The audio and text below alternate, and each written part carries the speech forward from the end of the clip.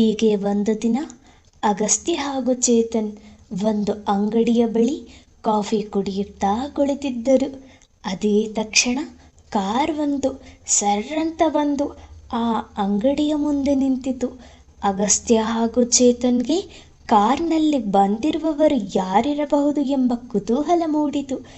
ಆ ಅಂಗಡಿಯ ಮಾಲೀಕ ಕಾರ್ ಬಂದು ನಿಂತ ಕೂಡಲೇ ಓಡಿ ಹೋಗಿ ಕೈಕಟ್ಟಿ ಆ ಕಾರ್ನ ಕಿಟಕಿಯ ಮುಂದೆ ನಿಂತನು.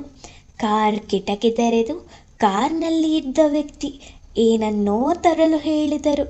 ಆ ಅಂಗಡಿ ಮಾಲೀಕ ಹಿಂತಿರುಗಿ ಬಂದು ಕಾರ್ನಲ್ಲಿದ್ದ ವ್ಯಕ್ತಿ ಹೇಳಿದ ವಸ್ತುವಿಗಾಗಿ ಹುಡುಕಾಡಿದನು.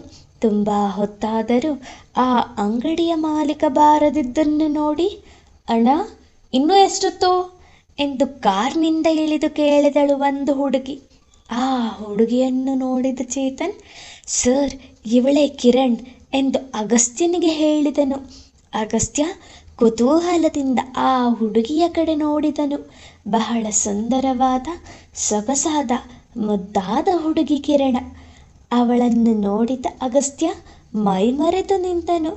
ಅಂತಹ ಚಲುವು ಅವಳದು. ಸರ್ ಎಂದು ಅಗಸ್ತ್ಯನ ಭುಜ ಅಲುಗಾಡಿಸಿದನು ಚೇತನ್. ಅಗಸ್ತ್ಯ ವಾಸ್ತವಕ್ಕೆ ಬಂದನು. ಅಣ್ಣ ಸಿಕ್ತಾ, ನನಗೆ ಲೇಟ್ ಆಗ್ತಿದೆ ಎನ್ನುತ್ತಾ ಅಂಗಡಿಯತ್ತ ನಡೆದು ಬರುತ್ತಿದ್ದಳು ಕಿರಣ್. ಅಗಸ್ತ್ಯ ಹಾಗೂ ಚೇತನ್ ಅವಳನ್ನೇ ನೋಡುತ್ತಾ ಕುಳಿತಿದ್ದರು. ತನ್ನನ್ನು ನೋಡುತ್ತಿರುವುದು ತಿಳಿದ ಕಿರಣ್ ಅಗಸ್ತ್ಯ ಹಾಗೂ ಚೇತನ್ನ ಕಡೆ ತಿರುಗಿದಳು. ಚೇತನ್ ಹಾಗೂ ಅಗಸ್ತ್ಯ ತಲೆ ತಗ್ಗಿಸಿ ಕುಳಿತರು. ಅಣ್ಣ ಇನ್ನೂ ಸಿಗ್ಲಿಲ್ವಾ ಎಂದು ಕೇಳಿದಳು ಕಿರಣ್. ಸಿಕ್ತು ಮೇಡಮ್, ತಗೊಳ್ಳಿ ಎಂದು ಬ್ಯಾಗ್ನಲ್ಲಿ ಏನನ್ನೋ ಕೊಟ್ಟನು ಆ ಅಂಗಡಿಯ ಮಾಲೀಕ. ಸರಿ ಕೊಡಿ, ನಾನಿನ್ನು ಬರ್ತೀನಿ, ಥ್ಯಾಂಕ್ಸ್ ಎಂದು ಹೇಳಿ ತನ್ನ ಕಾರ್ ಹತ್ತಿಯಲ್ಲಿಂದ ಹೊರಟಳು ಕಿರಣ್. ಕಿರಣ್ ಹೊರಟ ಕೂಡಲೇ ಚೇತನ್, ಅದೇನಿರಬಹುದು, ಅಷ್ಟು ಅರ್ಜೆಂಟಾಗಿ ತಗೊಂಡು ಹೋಗ್ತಿದ್ದಾಳಲ್ಲ ಎಂದು ಕೇಳಿದನು ಅಗಸ್ತ್ಯ. ಗೊತ್ತಿಲ್ಲ ಸರ್, ಇರಿ ಅಂಗಡಿಯವನ್ನ ಕೇಳಿ ಹೇಳ್ತೀನಿ ಎಂದು ಮೇಲೆತ್ತನು. ಅವನ ಕೈ ಹಿಡಿದು ತಡೆದ ಅಗಸ್ತ್ಯ, ಚೇತನ್ ಬೇಡ ಎಂದನು. ಯಾಕೆ ಸರ್ ಕೇಳಿದನು ಚೇತನ್. ಬನ್ನಿ ಹೇಳ್ತೀನಿ ಎಂದು ಕಾಫಿ ಕುಡಿದು ಅಲ್ಲಿಂದ ಹೊರಟರು. ದಾರಿಯಲ್ಲಿ ಹೋಗುವಾಗ, ಯಾಕೆ ಸರ್ ಆ ಅಂಗಡಿಯವನನ್ನು ಕೇಳೋದು ಬೇಡ ಅಂತ ಹೇಳಿದ್ರಿ ಎಂದು ಪುನಃ ಕೇಳಿದನು. ಏನಿಲ್ಲ ಚೇತನ್, ನೀವು ಅವನ್ನ ಕೇಳೋದು, ಅವನು ಹೋಗಿ ಹೀಗೆ ಒಬ್ಬರು ಕೇಳಿದ್ರು ಅಂತ ಹೇಳೋದು, ನೀನು ಬೇರೆ ಅಲ್ಲೇ ಕೆಲಸ ಮಾಡ್ತೀಯ, ಅಲ್ಲಿ ಅವನು ನಿನ್ನ ನೋಡಿದ್ರೆ ಕಷ್ಟ ಆಗುತ್ತೆ. ಚೇತನ್, ಅದಿರಲಿ, ನೀವು ಅದೇ ಎಸ್ಟೇಟ್ನಲ್ಲಿ ಅಲ್ವಾ ಕೆಲಸ ಮಾಡೋದು, ಅವಳು ನಿಮ್ಮನ್ನು ಗುರುತು ಹಿಡಿಯಲಿಲ್ವಾ ಎಂದು ಕೇಳಿದನು ಅಗಸ್ತ್ಯ.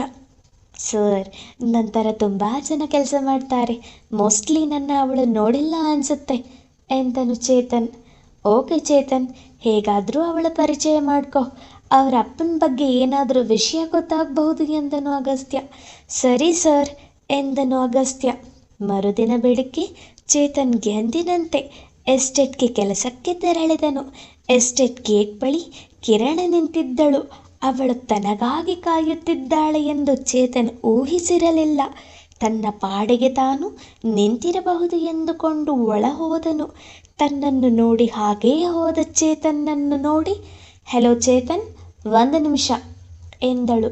ಕಿರಣ್ ತನ್ನ ಹೆಸರು ಹಿಡಿದು ಕರೆದದ್ದು ನೋಡಿ ಚೇತನ್ಗೆ ಆಶ್ಚರ್ಯವಾಯಿತು. ಹಾಗೇ ನಿಂತನು. ಅವನ ಬಳಿ ಹೋದ ಕಿರಣ್, ಏನು ನೋಡಿದ್ರು ಹಾಗೆ ಹೋಗ್ತಾ ಇದ್ದೀರಾ ಎಂದು ಕೇಳಿದಳು. ನಿಮಗೆ ನನ್ನ ಹೆಸರು ಹೇಗೆ ಗೊತ್ತಾಯಿತು ಕೇಳಿದನು ಚೇತನ್. ನಿಮ್ಮ ಹೆಸರು ಮಾತ್ರ ಅಲ್ಲ, ನಿಮ್ಮ ಕೆಲಸ ಏನು, ನೀವಿಲ್ಲಿಗೆ ಯಾಕೆ ಬಂದಿದ್ದೀರಾ, ನಿಮ್ಮ ಜೊತೆ ಇರ್ತಾರಲ್ಲ Agastya, I mean SP Agastya, Harshavardhan ಅವರು ಸಹ ಗೊತ್ತು ಎಂದಳು ಕಿರಣ. ವಾಟ್ ಯು ಮೀನ್ ಕೇಳಿದನು Chetan. I mean what I say, ನೀವಿಲ್ಲಿಗೆ ಬಂದಿರೋ ಉದ್ದೇಶ ತುಂಬ ಒಳ್ಳೆಯದು. ನಮ್ಮಪ್ಪನ ಬುದ್ಧಿ ಏನು ಅಂತ ನನಗೆ ಚೆನ್ನಾಗಿ ಗೊತ್ತು. ಅವರಿಗೇನಾದರೂ ನೀವು ಬಂದಿರೋ ಉದ್ದೇಶ ಏನು ಅಂತ ಗೊತ್ತಾದರೆ ನೀವಿಬ್ಬರೂ ಇಲ್ಲಿಂದ ವಾಪಸ್ ಹೋಗೋದಿಲ್ಲ. ನಿಮಗೂ ಗೊತ್ತಲ್ಲ ಸೀತಾ ಮತ್ತು ನಮ್ಮಮ್ಮನ ಕತೆ ಏನಾಗಿದೆ ಅಂತ ಎಂದಳು ಕಿರಣ. ಅಂದರೆ ನಿಮಗೆ ಎಂದನು ಚೇತನ್. ಹೌದು, ನನಗೆ ಎಲ್ಲ ಗೊತ್ತು, ಆದರೂ ಏನೂ ಗೊತ್ತಿಲ್ಲದ ಹಾಗೆ ಬದುಕ್ತಾ ಇದ್ದೀನಿ. ಯಾಕೆ ಗೊತ್ತಿಲ್ಲ, ನಮ್ಮಪ್ಪ ಅಷ್ಟು ಕಟುಕ, ಸ್ವಂತ ಹೆಂಡತಿಯನ್ನೇ ಕೊಂದಿರೋನು. ನನ್ನ ಬಿಡ್ತಿದ್ನ? ನನಗೆ ಸಹಾಯ ಮಾಡೋರು ಯಾರೂ ಇರಲಿಲ್ಲ. ಈಗ ನೀವಿಬ್ಬರು ಸಿಕ್ಕಿದ್ದೀರಾ. ನಮ್ಮಪ್ಪನಿಗೆ ಗೊತ್ತಾಗದ ಹಾಗೆ ನಾನು ನಿಮ್ಗೆ ಹೆಲ್ಪ್ ಮಾಡ್ತೀನಿ. ಇವತ್ತು ಸಂಜೆ ನೀನು ಅಗಸ್ತ್ಯ ಇಬ್ಬರೂ ನನ್ನ ಮೀಟ್ ಮಾಡಿದ್ರೆ ನನಗೆ ಗೊತ್ತಿರೋ ಎಲ್ಲ ವಿಷಯವನ್ನು ನಾನು ನಿಮ್ಗೆ ಹೇಳ್ತೀನಿ ಅಂದಳು ಕಿರಣ. ಅದೇ ಸಮಯಕ್ಕೆ ಒಂದು ಕಾರು ಕಿಕಿಕೀ ಎಂದು ಹಾರ್ನ್ ಮಾಡುತ್ತಾ ಬಂದು ಚೇತನ್ ಹಾಗೂ ಕಿರಣ ಮುಂದೆ ನಿಂತಿತು. ಅದರಿಂದ ಚಂದ್ರಶೇಖರ್ ಕೆಳಗಿಳಿದು, ಕಿರಣ್, ನೀನಿಲ್ಲಿ ಏನು ಮಾಡ್ತಾ ಇದೀಯಾ ಎಂದು ಕೇಳಿದನು. ಏನಿಲ್ಲ ಅಪ್ಪ, ಎಸ್ಟೇಟ್ ನೋಡೋಣ ಅಂತ ಬಂದೆ. ಇವರು ಯಾರೋ ಹೊಸದಾಗಿ ಕೆಲ್ಸಕ್ಕೆ ಸೇರಿದ್ದಾರೆ ಅಂತ ಅನಿಸ್ತು, ಅದಕ್ಕೆ ಮಾತಾಡ್ತಾ ನಿಂತಿದ್ದೆ ಎಂದು ಮಾತು ತಪ್ಪಿಸಿಕೊಂಡಳು ಕಿರಣ. ಹೌದಾ, ಸರಿ ಬಾ ಎಂದು ತನ್ನ ಮಗಳನ್ನು ತನ್ನ ಜೊತೆ ಕರೆದುಕೊಂಡು ಹೋದನು ಚಂದ್ರಶೇಖರ್. ಚೇತನ್ಗೆ ಎಷ್ಟು ಬೇಗ ಸಂಜೆಯಾಗಿ ಅಗಸ್ತ್ಯನಿಗೆ ಎಲ್ಲ ವಿಷಯ ತಿಳಿಸಿ ಕಿರಣಳನ್ನು ಭೇಟಿಯಾಗುತ್ತೇನೋ ಎನ್ನುವ ತವಕ ಹೆಚ್ಚಾಯಿತು. ಅದರಂತೆ ಸಂಜೆ ಬೇಗನೆ ಮನೆಗೆ ಹೋದ ಚೇತನ್ ಸರ್ ಸರ್ ಎಂದು ಮನೆಯೆಲ್ಲ ಹುಡುಕತೊಡಗಿದನು. ಅಗಸ್ತ್ಯ ಹಾಗೂ ಆನಂದ್ ಇಬ್ಬರೂ ಹಿತ್ತಲಿನಲ್ಲಿ ಕುಳಿತು ಎಳನೀರು ಕುಡಿಯುತ್ತಿದ್ದರು. ಅಲ್ಲಿಗೆ ಹೋದ ಚೇತನ್, ಸರ್ ಸರ್ ಒಂದು ಇಂಪಾರ್ಟೆಂಟ್ ವಿಷಯ ಎಂದನು. ಏನದು ಚೇತನ್ ಕೇಳಿದನು ಅಗಸ್ತ್ಯ. ಅದು ಸರ್, ಇವತ್ತು ಬೆಳಗ್ಗೆ ಕಿರಣ ನನ್ನ ಜೊತೆ ಮಾತಾಡಿದ್ಲು. ನಾವು ಯಾಕೆ ಇಲ್ಲಿಗೆ ಬಂದಿದ್ದೀವಿ, ನಮ್ಮ ಕೆಲಸ ಏನು, ಎಲ್ಲ ವಿಷಯ ತಿಳ್ಕೊಂಡಿದ್ದಾಳೆ ಸರ್ ಎಂದನು ಚೇತನ್. ವಾಟ್ ಎಂದು ಆಶ್ಚರ್ಯಗೊಂಡನು ಚೇತನ್. ಹೌದು ಸರ್, ಬೆಳಗ್ಗೆ ನನ್ನ ಪಾಡಿಗೆ ನಾನು ಹೋಗ್ತಿದ್ದೆ, ಅವಳೇ ಕರೆದು ಮಾತಾಡಿಸಿದ್ಲು ಎಂದು ಬೆಳಗ್ಗೆ ಕಿರಣ ಹಾಗೂ ಅವನ ನಡುವೆ ನಡೆದ ಸಂಭಾಷಣೆಯನ್ನು ಅಗಸ್ತ್ಯನಿಗೆ ತಿಳಿಸಿದನು ಚೇತನ್. ಹಾಗಾದರೆ ಕಿರಣ್ಗೆ ಎಲ್ಲ ವಿಷಯ ಗೊತ್ತು ಎಂದನು ಅಗಸ್ತ್ಯ.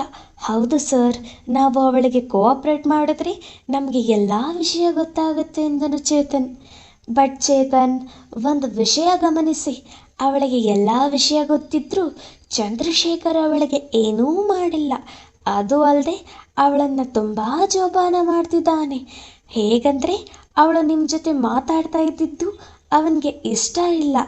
ಒಂದು ಎಲ್ಲಿ ವಿಷಯ ಗೊತ್ತಾಗ್ಬಿಡುತ್ತೋ ಅಂತ. ಇಲ್ಲ, ಅವಳ ಹತ್ತಿರ ಚಂದ್ರಶೇಖರ್ನ ಬೇರೆ ಗುಟ್ಟು ಏನಾದರೂ ಇರಬಹುದು. ಏನಂತೀರಾ ಎಂದನು ಅಗಸ್ತ್ಯ. ಮಗಳು ಅನ್ನೋ ಮಮಕಾರದಿಂದ ಆ ರೀತಿ ಕೇರ್ ಮಾಡ್ತಿರಬಹುದು ಎಂದನು ಆನಂದ್. ಇಲ್ಲ ಸರ್, ಹೆಂಡತಿ ಮೇಲೆ ಇಲ್ಲದೆ ಇರೋ ಮಮಕಾರ ಮಗಳ ಮೇಲೆ ಹೇಗಿರುತ್ತೆ? ನೀವು ಹೇಳಿದ ಹಾಗೆ ಚಂದ್ರಶೇಖರ್ನ ಗುಟ್ಟು ಬೇರೆ ಏನೋ ಇದೆ. ಅದು ಕಿರಣ್ಗೆ ಗೊತ್ತಿದೆ. ಎಲ್ಲಿ ವಿಷಯ ಬೇರೆಯವರಿಗೆ ಗೊತ್ತಾಗ್ಬಿಡುತ್ತೋ ಅಂತ ಈ ರೀತಿ ನಡ್ಕೊತಿರಬಹುದು ಎಂದನು Chetan. You are correct Chetan, something is happening. ಹೇಗೋ ಮೀಟ್ ಮಾಡೋಕೆ ಹೇಳಿದ್ದಾಳಲ್ಲ, ವಿಷಯ ಏನು ಅಂತ ಗೊತ್ತಾಗ್ತಾ ಬಿಡಿ ಎಂದನು ಅಗಸ್ತ್ಯ.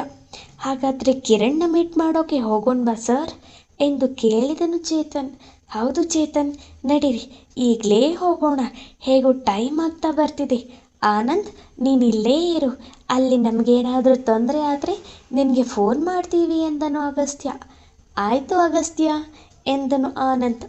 ಅಗಸ್ತ್ಯ ಹಾಗೂ ಚೇತನ್ ಕಿರಣಳನ್ನು ಭೇಟಿಯಾಗಲು ಅವಳು ಹೇಳಿದ್ದ ಸ್ಥಳಕ್ಕೆ ಹೋದರು.